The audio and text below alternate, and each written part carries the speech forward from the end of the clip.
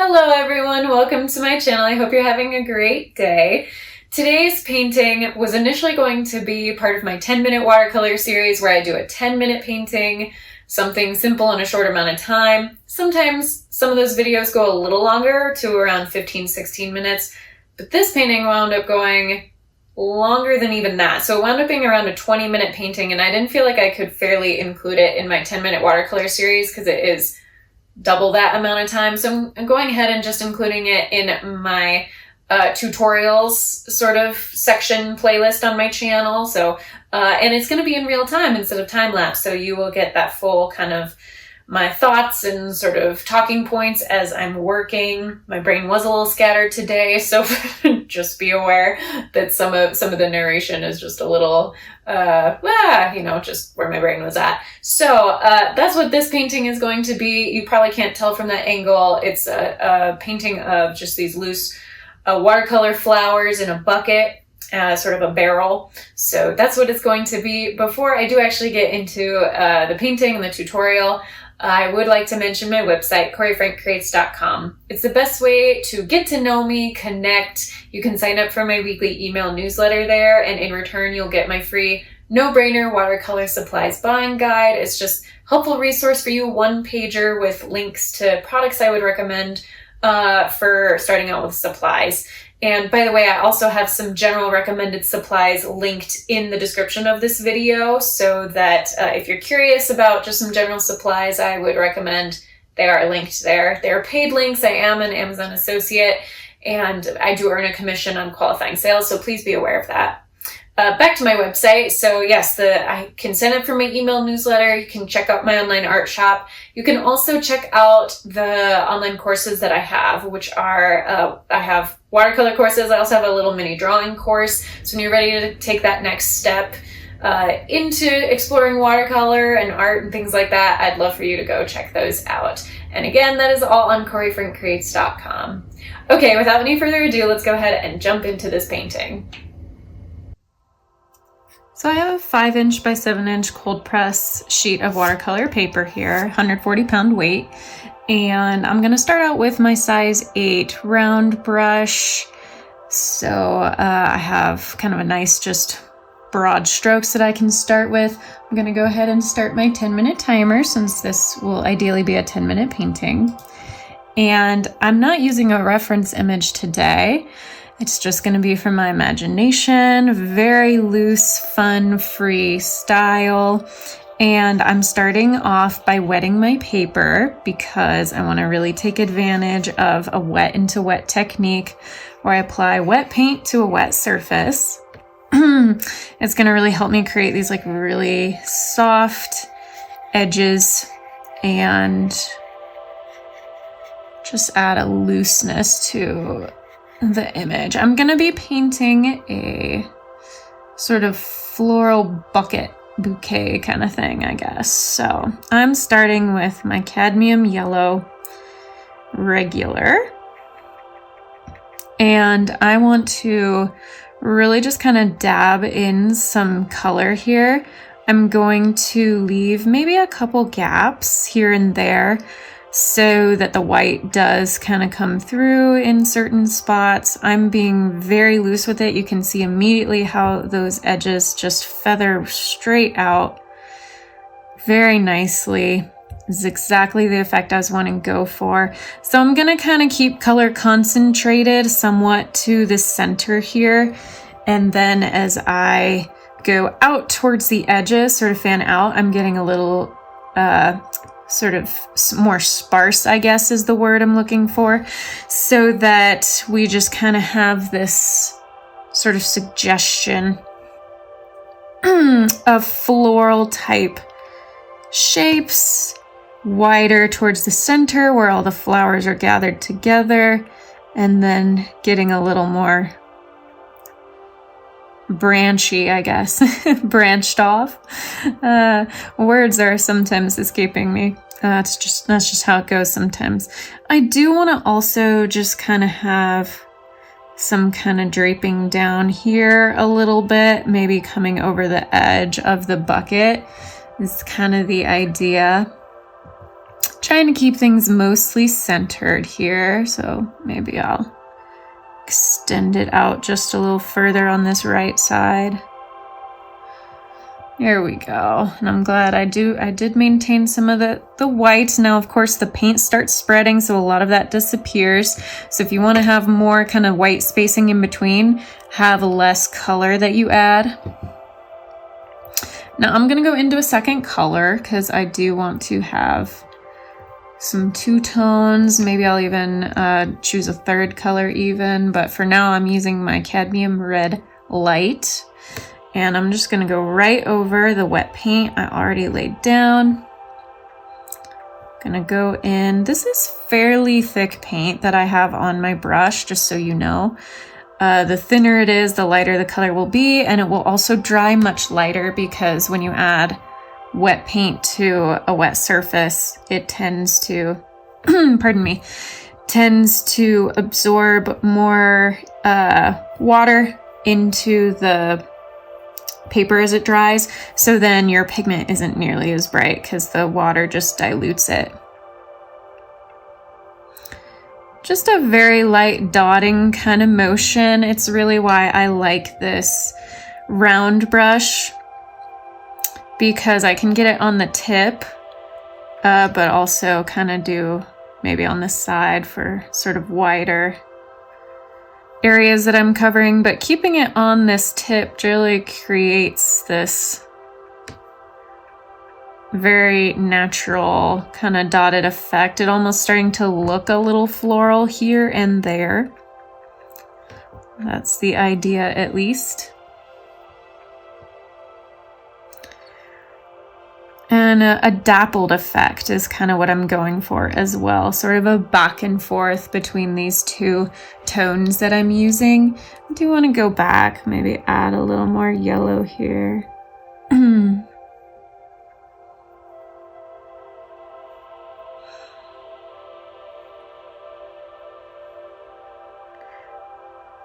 Oops, things started to dry. Over here, you can tell because that paint didn't spread as much. I'll just soften the edges a little bit there.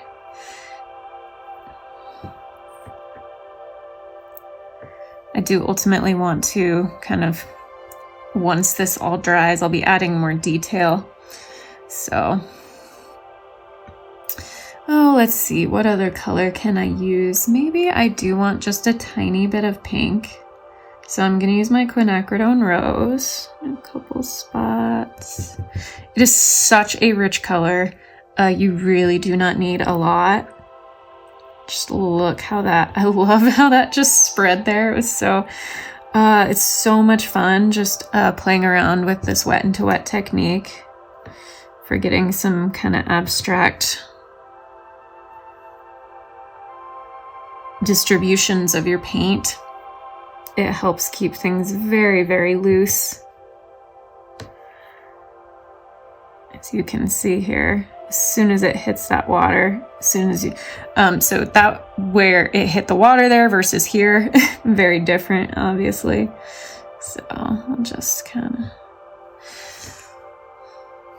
okay, I have only 4 minutes left, so I've been really kind of taking my time here. And I need to speed things up with drying. So I'm gonna take a clean towel and just kind of dab some of this. Now you can see how much my paper is buckling because I'm using a lot of water. And if you're interested, I do have a video on how to straighten your paper after the fact if you don't pre-stretch your paper, which most of the time I don't, especially for small pieces like this. So that I can link that if you're interested in figuring out how to flatten warped watercolor paper.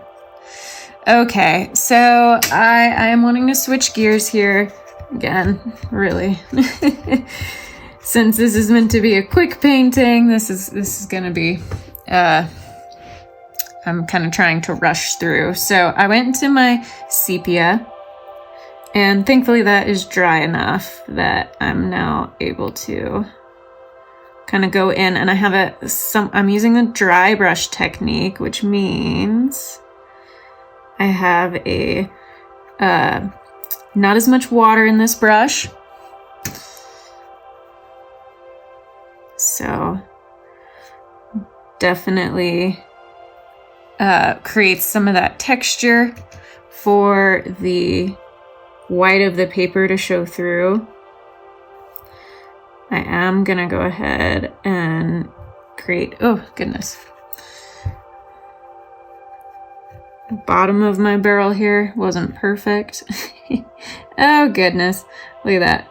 Making mistakes all over the place. This is what happens sometimes when you're trying to work quickly. Just roll with it. You can blot that up a little bit. Boom, no harm done. Okay, back into my paint. 2 minutes left. Funny.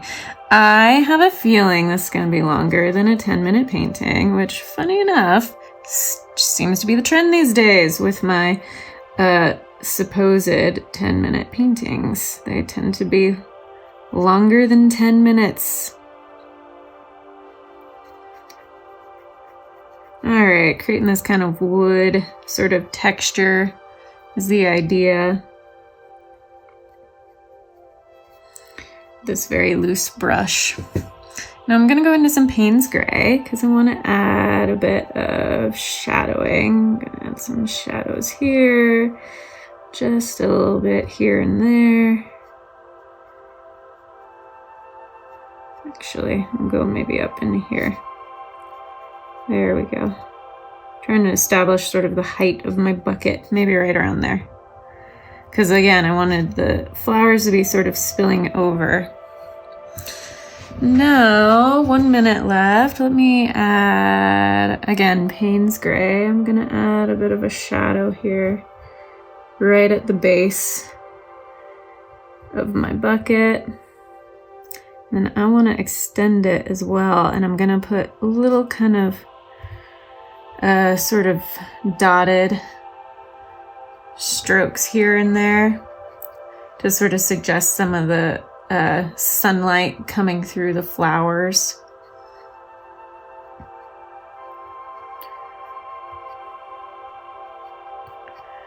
There we go. That's now honestly 23 seconds left. I could kind of leave it there and it would be very, very loose, but I do want to go back and add some detail. You know what I totally forgot to add in here is some green.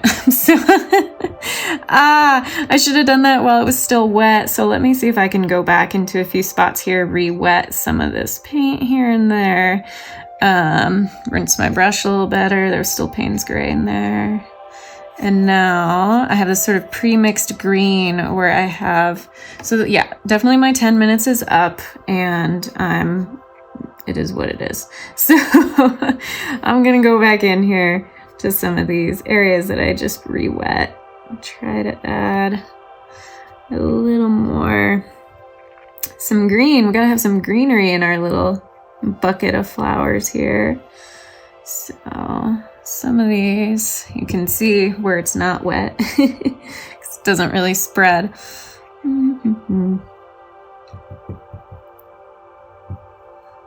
Add some up here. Ooh, yeah, this really got very, very bent. That's a bummer. This is what happens when you use a ton of water. Even with a heavier weight paper, I would definitely recommend never going under a 140 pound paper. They have 90 pound watercolor paper, which in my opinion is essentially useless. It just does not work very well because it buckles way too much. All right, oop, I meant to go into Hooker's Green and I went into Sap Green. All right, that's just how we're rolling. So now I'll go into Hooker's Green.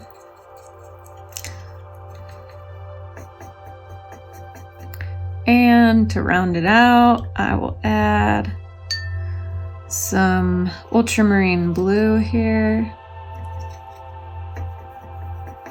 There we go. Now I'm going to switch to a little bit more of a detailed brush. This is a script liner brush. And I'm just going to start kind of adding in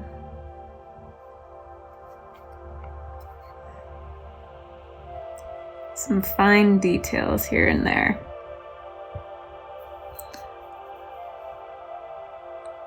I love that kind of fanning out effect. Look how different it is, the wet on dry surface versus the wet on wet. It's great. It's, really helps you see that contrast. So some kind of leafy greens here. I'll maybe add here and there. Really want to add some texture, some kind of branches and stems. This is what this is all about. Get it really nice and dark, maybe around here.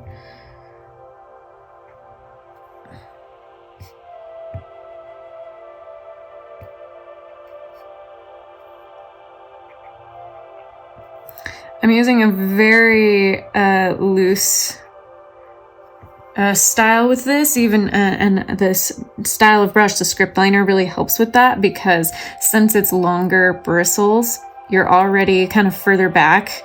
Whereas, you know, so even when I'm right up here on the end, there's still a lot of bristles there. So the further back that you have your hand, essentially from the tip of the bristles, the more the less control that you're gonna have. So this just kind of lends itself to a very loose structure, just kind of dabbing and just sort of dapples. There we go.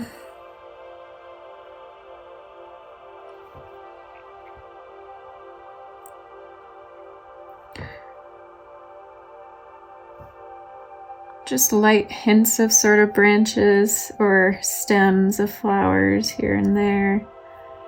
And I feel like that kind of really helped round out some of the greenery. Now I'm going to go in with my detail brush. I want to have more control with this, but still keep it fairly loose. I know this is becoming a long painting. We're at like just right about 15 minutes right here, very close to it at least. So this is what happens when I think that I can be quicker than I actually am. It's the way of the world. Expectation or what's in my mind versus what the reality is.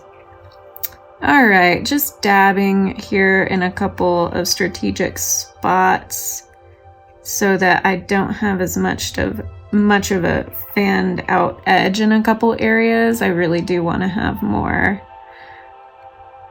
of just sort of defined edge here to suggest these flowers. So some is going to be very loose from all that wet into wet, and then a lot not a lot, strategic areas where I'm just kind of adding in some more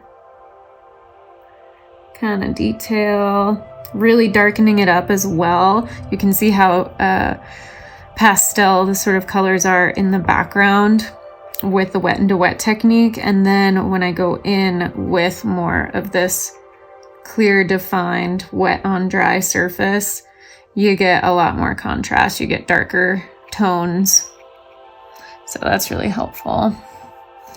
Really gonna go back to this lovely quinacridone rose for the pinks.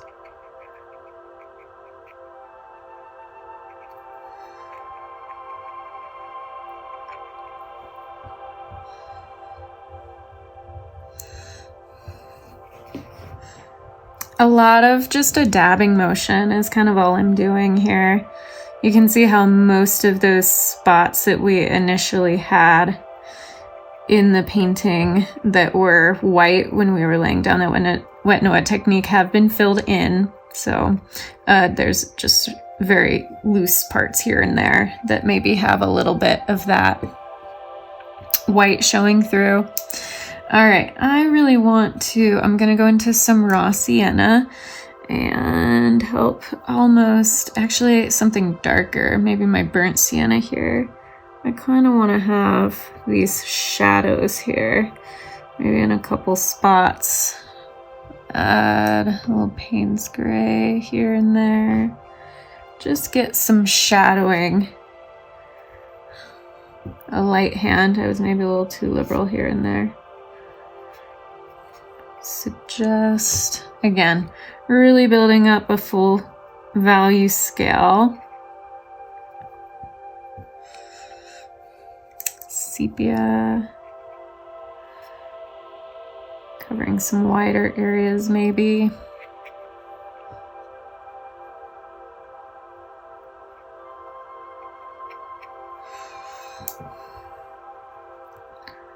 That really helped. And okay, back into some of this. The Payne's Gray, sorry. My keeping up an ongoing narrative as you're working isn't always the easiest thing, so please forgive any sort of moments where I sort of stumble over my words or don't really make a lot of sense. Funny. All right, final details here. I really like that. It's very loose, very fresh kind of feeling, very much longer than 10 minutes. And since we've already gotten so much longer than 10 minutes, I'm gonna go even further and I love doing this. Just a little bit of splatter. So that was my cadmium yellow. I'm also gonna do some of my cadmium red, just kind of use the primary colors. And honestly, this little detail brush is doing pretty well. It gets me some finer speckles, and I'm not actually getting my hands dirty by brushing it along, so that works. The less water you have in the brush, the smaller speckles you'll have. It also can be a little harder, so you have to kind of dash your fingers against, tap it much harder. There we go. That was a little easier. I had a little more water in the brush, but not too much to create giant droplets. Okay, I really like that. I'm gonna stick with this quinacridone rose for signing the signature. I want it to be a little darker. You do not have to add a signature if you do not want to. That is totally your decision, your discretion. I kind of like signing it. I used to not, but it's sort of nice to do.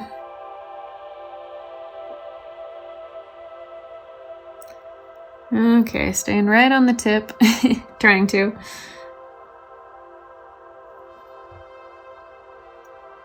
Funny enough, the signature takes a while, especially if you go nice and slow and careful to stay on the tip of your brush.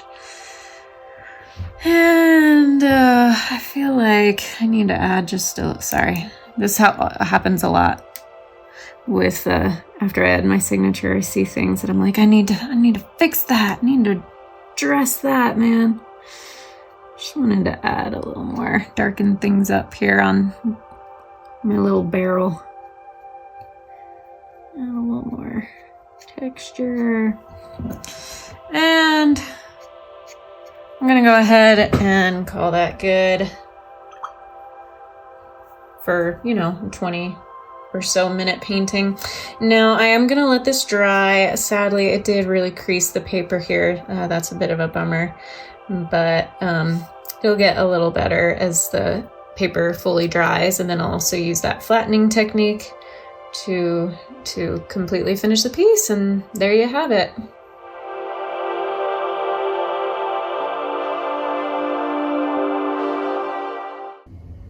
Thank you so much for watching. I hope you enjoyed that video. If you did, please give it a thumbs up. Go ahead and subscribe to my channel if you haven't already. I'd really appreciate it. Until my next one, be kind to yourself, be kind to others, God bless, and I will see you soon.